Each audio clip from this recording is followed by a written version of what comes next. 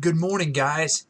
I don't know about you, but it's still hard to believe that it's already fall. Maybe it's because summer felt so long this year since, the school year stopped kind of early due to the pandemic and we've been home for a while, but it feels weird that fall is already here and I am super excited.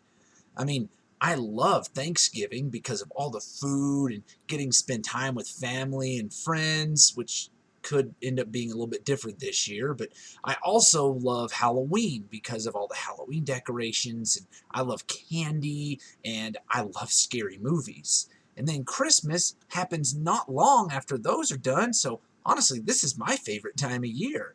I also like it because it's not as hot as summer and it's not as cold as winter. It just feels nice outside. Anyway, I hope you guys are doing all right and you're feeling pretty awesome too. So let's do our opening together. Repeat after me if you'd like, or just do the hand symbols with me. We are Unitarian Universalists. We are the church of the open mind, the loving heart, and the helping hands. Together we care for our earth and work for friendship and peace in our world. Let's begin.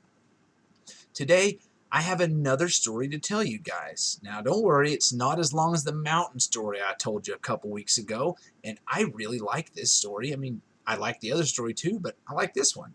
It's an old Buddhist story, and I think Buddhism is really interesting, and so I thought this story was pretty interesting. So, I'll tell you guys the story and then talk to you about the message in the story. So, without further ado, here is the story called Anger. One day, the Buddha and a large following of monks and nuns were passing through a village. The Buddha chose a large shade tree to sit beneath so the group could rest a while out of the heat. He often chose times like these to teach, and so he began to speak. Soon the villagers heard about the visiting teacher, and many gathered around to hear him. One angry-looking young man stood to the side, watching as the crowd grew larger and larger. To him, it seemed that there were too many people traveling from the city to his village, and each had something to sell or teach. Getting impatient with the bulging crowd of monks and villagers, he shouted at the Buddha, "Go away! You just want to take advantage of us. You teachers come here to say a few pretty words, and then you ask us for food and money." But the Buddha wasn't bothered by the man's words. He remained calm and politely requested that the man come over. Then he asked, "Young sir, if you purchased a lovely gift for someone, but that person did not accept the gift, to whom does the gift belong to?" The odd question took the young man by surprise. "Well, I guess the gift would still be mine because I was the one who bought it." "Exactly," replied the Buddha. "Now, you have just said some unkind things to me and been angry with me. But if I do not accept your words, if I do not get insulted and angry in return, those words will fall back to you, the same as the gift returning to its owner." The young man clasped his hands together and slowly bowed to the Buddha. It was an acknowledgment that a valuable lesson had been learned, and so the Buddha concluded for all to hear. As a mirror reflects an object, as a still lake reflects the sky, take care that what you speak or act is for good, for goodness will always cast back goodness, and harm will always cast back harm. I told you the story was, both short and good. Now, what do you think the story was trying to tell us? That's right, that if someone is unkind to you, you shouldn't get angry and try to be unkind back. If you stay calm and loving, their words can't hurt you, and their anger will be reflected back at them, like their reflection in a mirror. I'm sure there have been many times where someone has made you angry.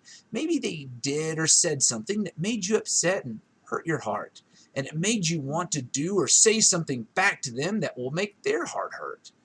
Has that ever worked out, though? Has that ever made the situation better? I bet not. I bet that both of you just got angrier and more upset.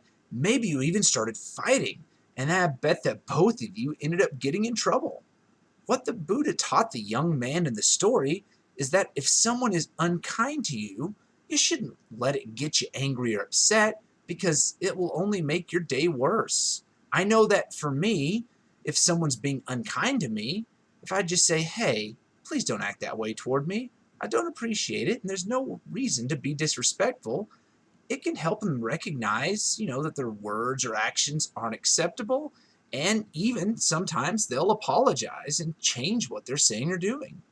If they don't, it's okay to walk away from them. Just because they are upset or in a bad mood, not moon, doesn't mean that you have to sit there and let them be mean to you. Walking away is something you can do to help make sure that someone else being unkind doesn't make your day worse. At the same time, we need to make sure that we are not the person that's being unkind to others, because it's not our job to make people unhappy or hurt their hearts. We need to be people that make others happy and make them feel good about themselves. Anyway, that's all I have time for today, you guys. I hope school's going great for you, and that maybe you've learned something new since the last time I talked to you. Make sure you study hard, because knowing lots of things is really useful. And the more you know, the more cool things you can end up doing in your life. So keep your minds open and work hard at learning. Until next week, keep your hands washed, treat everyone around you kindly, and I'll talk to you soon. Later.